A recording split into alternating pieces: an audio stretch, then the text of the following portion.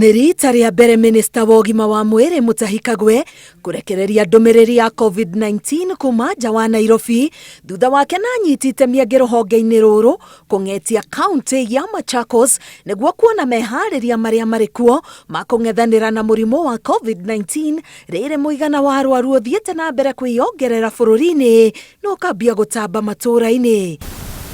Mutahi augĩte ikinya rĩrĩ nĩ ũnyitanĩri wa thirikari nene na thirikari cia kaunti nĩguo kuona ũrĩa kaunti ciĩharĩirie gũtungatĩra arwaru. This is important in helping the Ministry of Health to provide support based on the needs per county.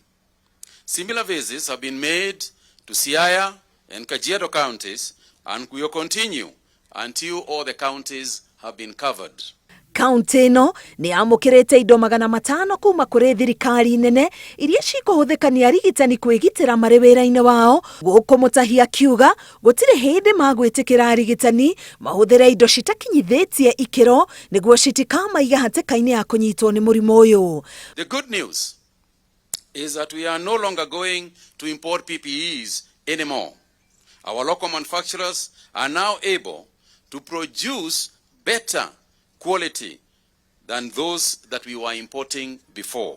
Mathaa-inĩ 24 mahĩtũku ithimi 2,567 nĩcio ciĩkĩtwo na kũruta arwaru 52 mũigana ũyũ ũgĩkinyia arwaru 1,161 a COVID-19 gũkũ bũrũri-inĩ. Nairobi na Mombasa nocio ithiĩte na mbere kũruta gĩcunjĩ kĩnene kĩa arwaru gũkũ itũra rĩa Kibra rĩkĩrĩkana nĩ rĩgũkũrĩrwo maitho makĩria nĩ thirikari amu mũigana wa arwaru nĩ wambĩtie gũciarana. There's an additional 8 cases today in Kibera, and that is something worrying considering the population that is in Kibera, and further measures may need to be taken in that place. Mũigana wa arĩa makuĩte nduongererekete kuma 50 na arĩa mahonete makiongerereka na andũ 5 na kũhinga 380.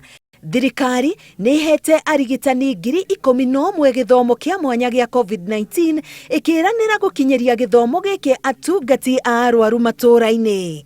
Ngĩribotera Inooro TV, Getwo Karo Kenyugo Mwaura.